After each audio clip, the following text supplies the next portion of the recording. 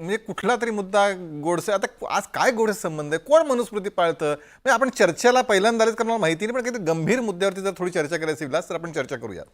सगळ्यात पहिल्यांदा अजूनही या इथल्या बसल्या तिघांनीही, सुधीरराजे भोसले असतील, ते कोण राष्ट्रवादी शरद पवार गटाचे बसलेत ते बसलेत, किंवा यांनी जो मगाचा मुद्दा भरत अमदापुरांनी मांडला आहे की शिवराज्य पक्षामध्ये, आणि त्याची बातम्या सगळ्या छापून आलेल्या आहेत, त्याच्याबद्दल एकही जण कोणी बोलायला तयार नाही, म्हणजे याच्यामध्ये ते बोलतच नाही आहेत. मग दुसऱ्याच विषय चाललेत, मुळामध्ये कुणी जर शुक्ला नाही केले त्याच्या पोलीस कारवाई करतात, त्याच्यात कारवाई ती सुरू असते, त्यामध्ये काय इथं जाऊन काय सरकारने जाऊन हातात बंदूक घेऊन काय काठी घेऊन जाऊन त्याला असं कधीच नसतं. मग हे काय एका जीवावर राज्य निवडून आणता आलं नाही. अहो शरद पवारांना आयुष्यात कधी 10च्या वर 2 आकडे खासदार निवडून आणता आलं नाही. तो ह्याचा कधी इतिहास लक्षात ठेवा.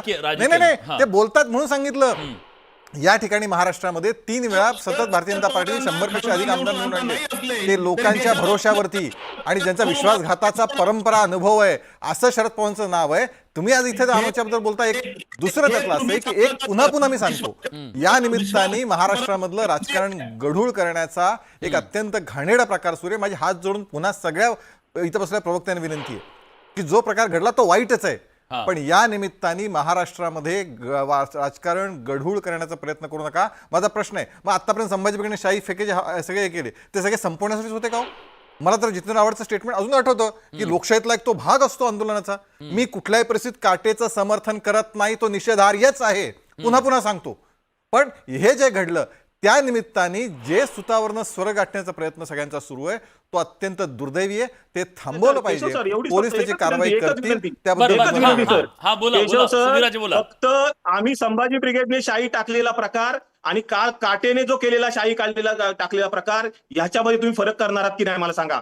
गाडीतून खेचून, अगदी त्यांची फॅमिली असताना त्यांच्या गाडीतून खेचून त्यांच्या कॉलरला धरून त्यांना मारहाण करण्यात आली, हा शाहीचा प्रकार संभाजी ब्रिगेडचा दाखवा कधी आहे? तर संभाजी ब्रिगेडने प्रतिकात्मक शाही टाकलेली आहे फक्त.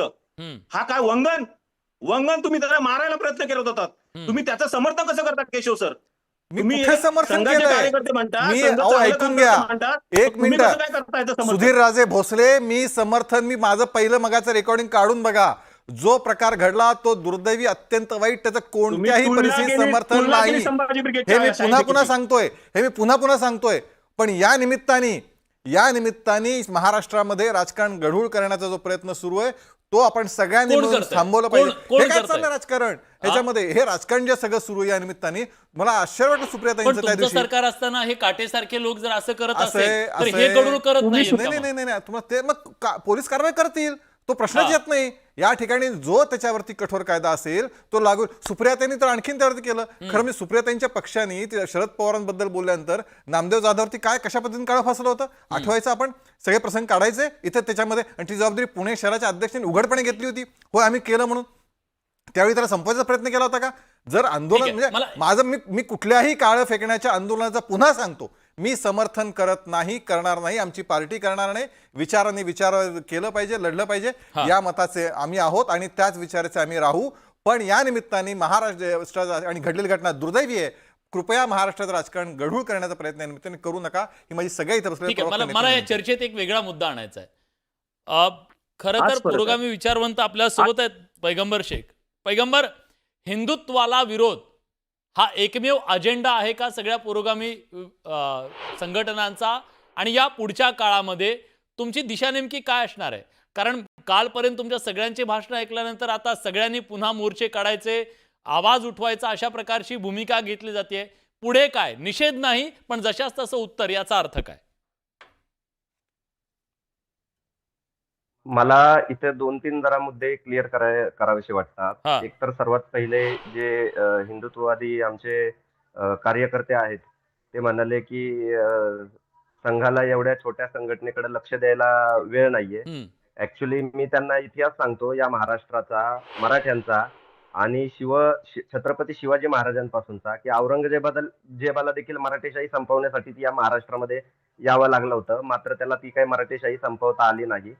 दुसरी गोष्ट हे म्हणतात की धर्मांतराचा विषय त्यांनी काढला की शिवधर्माचा अंतिम थांबा जो आहे तो बौद्ध धर्म आहे. बौद्ध धर्म आहे म्हणजे काय? बौद्ध धर्मातला जो अष्टांग मार्ग आहे, पंचशीला आहे, हे सांगण्याचा त्याच्या मागचा उद्देश आहे. किती मराठ्यांनी आणि किती जणांनी संभाजी ब्रिगेडच्या सांगण्यावरून बौद्ध धर्मामध्ये धर्मांतर केलं, याचे काही आकडे वगैरे आहेत का आपल्याकडे? हा एक त्याच्या मागचा प्रश्न आहे. भरतजी, मी कारण पटकन की, उत्तर घेतो, मला वाटतं त्याचं उत्तर त्यांच्याकडून घेतो. हा नेरेटिव्ह आहे का? एक minute please please please please please please एक मिनिट मला वेळ द्या. त्यांचं पण मी तुमच्या पद्धतीने ऐकणार आहे मी, की बौद्ध धर्म अंतिम थांबा म्हणजे काय, की गौतम बुद्धांचे विचार म्हणजे अंतिम थांबा.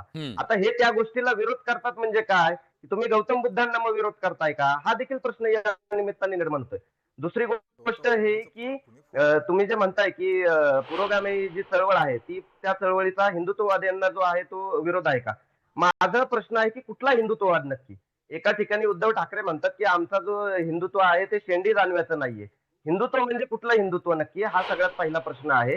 हिंदुत्वामध्ये देखील वेगवेगळे व्हेरियंट आहेत, वेगवेगळे विचारधारा हिंदुत्वामध्ये आहेत. तर ते हिंदुत्व कुठलं हे यांनी सगळ्यात अगोदर सांगणं खूप जास्त गरजेचं आहे. विचारतो तुम्ही जो पहिला मुद्दा मांडला ना, मला त्याचं उत्तर घेणं महत्वाचं वाटतं. न्याय, स्वातंत्र्य, समता जे भरतजी, नाही त्या हिंदुत्वाला जो आहे ते संभाजी ब्रिगेडच काय, या महाराष्ट्रातल्या सर्व पुरोगामी जे आहे ते ठीक आहे, विचारधारा. येतो मी तुमच्याकडे. भरतजींना पहिल्यांदा, भरतजी त्यांचं असं म्हणणं आहे, तुम्ही जो धर्मांतराचा मुद्दा मांडला होता त्याला त्यांनी उत्तर दिलेला आहे. तो जो मार्ग आहे, अंतिम मार्ग, शांततेचा मार्ग, तो मार्ग आत्मसात करायचा असं त्यांचं म्हणणं आहे. सांगतो, आमचं हिंदुत्व कोणाचं आहे पहिल्यांदा हे सांगतो. हा, आमचं हिंदुत्व श्री रामचंद्रांचं हिंदुत्व आहे. आमचं हिंदुत्व पृथ्वीराज चव्हाण, महाराणा प्रताप, छत्रपती शिवाजी महाराज, अहिल्यादेवी होळकर, बाजीराव पेशवे, लहुजी वस्ताद यांचं हिंदुत्व आमचं हिंदुत्व आहे. संत ज्ञानेश्वरांपासून संत तुकोबारायांपर्यंतचं हिंदुत्व हे आमचं हिंदुत्व आहे. आमचं हिंदुत्व कुठल्याही कुराणावर चालत नाही, कुठल्याही एका पैगंबरला मानत नाही, कुठलीही एक उपासना पद्धती मानत नाही. असा पूर्णपणे स्वातंत्र्य देणारा आमचं हिंदुत्व आहे. आणि प्रत्येक माणसामध्ये ईश्वराचा अंश पाहणारा, समतेची शिकवण देणारं आमचं हिंदुत्व आहे. हा बरोबर आहे, आमच्या हिंदू समाजामध्ये काळानुसार काही दोष आले होते, पण याच हिंदू समाजामध्ये वेळोवेळी समाज सुधारक उभे राहिले आणि त्यांनी समाज सुधारणेचं काम केलं. त्यांना देखील आज वंदनीय, पूजनीय हा आमचा हिंदू समाजच मानतो. त्यामुळं आमच्या हिंदुत्वाचा विचार हा आमच्या बाबासाहेबांना दिलेल्या घटनेला पूर्णपणे सुसंगत आहे. स्वातंत्र्य, समता, बंधुता, न्याय, मानवतावाद या विचाराला पूर्णपणे सुसंगत अशा मूल्यावर चालणारा आमचा हिंदुत्वाचा विचार आहे. हे नंबर एक. दुसरा मी मुद्दा आपल्याला स्पष्ट करू इच्छितो. यांनी सांगितलं प्रत्येक वेळी हे मराठा समाजाचा दाखला देत आहेत. मी आज माझ्या नावासमोर हिंदू मराठा लावतो, माझ्या डॉक्युमेंट्सवर हिंदू मराठा आहे. त्यातलं जे हिंदू आहे ना, ते कोणामुळे शाबूत आहे माहित आहे का? छत्रपती शिवाजी महाराजांनी या भूमीमध्ये असहिष्णू अशा इस्लामी राजवटींच्या विरोधात जो संघर्ष केला, त्याच्यामुळं आज मी माझ्या नावासमोर हिंदू लावू शकतो. हे लक्षात घ्या. आमचं हिंदू पण जे शिल्लक आहे ते शिवाजी महाराजांमुळे शिल्लक आहे. ते आमचं हिंदुत्व आहे. त्यामुळे ब्रिगेडचा विचार हा आमचा विचार नाही, ते आम्हा हिंदू मराठ्यांचं प्रतिनिधित्व करत नाही. ठीक आहे, माझा वेळ संपला. पैगंबर 30 सेकंदात तुमची कमेंट, मला बाकी पाहुण्यांकडे. हे जे काय आमदापुरे जे आहेत ते म्हणतात की डॉक्टर बाबासाहेबांनी लिहिलेल्या संविधानाकडे जाणारं यांचं हिंदुत्व आहे. डॉक्टर बाबासाहेब आंबेडकरांनी 22 प्रतिज्ञा देखील लिहिल्या, त्याच्याविषयी यांचं काय म्हणणं आहे, यांचं हिंदुत्व काय म्हणतं, हा देखील प्रश्न मला या ठिकाणी निर्माण करायचा आहे. दुसरी गोष्ट, आम्हाला जो मराठा सांगितलंय, आमदारपुरे 2 मिनिटं, तुमचं मी ऐकून घेतलंय, मी इंटरप्ट अजिबात केलं नाही. वैचारिक विरोध असू शकतो, मतभेद असू शकतात, मात्र मी सगळं ऐकून घेणार, तुम्ही ऐकून घ्या. तर विषय असा आहे की जो मराठा आम्हाला सांगितला गेलेला आहे तो मराठा आम्ही काय सांगतो. मराठा म्हणजे काय? मराठा हा प्रदेशवाचक शब्द आहे, हे प्रवीणदादा गायकवाड म्हणतात. 18 पगड जाती आणि सर्व धर्मीयांनी मिळून जे स्वराज्यासाठी काम केलं होतं, जे छत्रपती शिवाजी महाराजांच्या स्वराज्यामध्ये ज्यांनी योगदान दिलं होतं, जे आपण म्हणतो की म्यानातून उसळे तलवारीची पात, वेडाचं मराठी वीर दौडले साथ, त्या 7 मराठ्यांमध्ये जो सिद्धी हिलाल होता तो मराठा नव्हता का? हा देखील प्रश्न या ठिकाणी उपस्थित मला करावासा वाटतो की मराठा हा जो आहे हा जातवाचक शब्द नाहीये, तो प्रदेशवाचक शब्द आहे आणि तो प्रदेशवाचक शब्द घेऊनच आम्ही चालतो. पण एक मुद्दा पैगंबरजी, एक मुद्दा, जशास तसं उत्तर देऊ असं जर म्हणालो तर मग एका हातात संविधान, दुसऱ्या हातात जशास तसं उत्तर, असं कसं होऊ शकतं? आपण कायद्यावर विश्वास आहे तर मग कायद्यानं ते पुढे गेलं पाहिजे, पण आम्ही निषेध नाही करणार जशास तसं उत्तर, याचा अर्थ काय? बसलेले लोक आहेत. यशवंतजी तुम्ही उत्तर देताय, प्लीज द्या. मुळात जे समोर लोक ज्या काही गोष्टी करतात, मुळात जे हे लोक काही करतायत, सत्तेमध्ये भाजपचे लोक आहेत, केंद्रामध्ये भाजपची सत्ता आहे, राज्यामध्ये भाजपची सत्ता आहे, गृहमंत्री सन्माननीय देवेंद्र फडणवीस आहेत, मुख्यमंत्री देवेंद्र फडणवीस आहेत, आणि त्याच पक्षाचे लोक अशा पद्धतीचे कृत्य करतात. खरंच हे लोकशाही मानतात का, हा प्रश्न या ठिकाणी उपस्थित ठीक आहे होतो. यशवंतजी, दुसरी गोष्ट शेवटची सामाजिक कमेंट तुमची प्लीज, Yes, 30 yes. सेकंद. मला एक उत्तर फक्त उपाध्ये सरांना द्यायचंय की ते म्हटले पवार साहेबांबद्दल. मी त्यांना एक सांगू इच्छितो की पवार साहेब कोण नाही आहेत हो, ते तुम्ही आरोप प्रत्यारोप सांगण्यापेक्षा नेहमी होत राहतात. देशाचे आपण पंतप्रधान मुद्द्यावर तुम्हाला बोलू. सांगतील की पवार साहेब कोण आहेत. चिराग सबके भुजंगे मुर्शद, हवा किसी की सगी नाही होती, ही गोष्ट लक्षात ठेवा.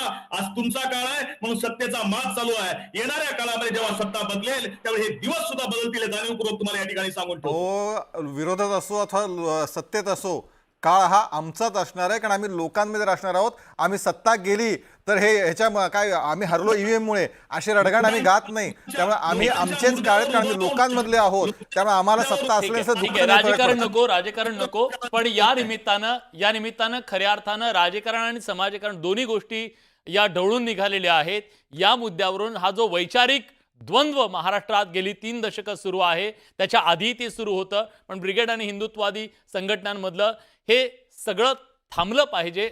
कायदेशीररित्या ते वैचारिक द्वंद्व सुरू राहायला हरकत नाही, पण हातघाईवरती येऊ नये ही अपेक्षा मात्र आहे. प्रेक्षकांना काय वाटतं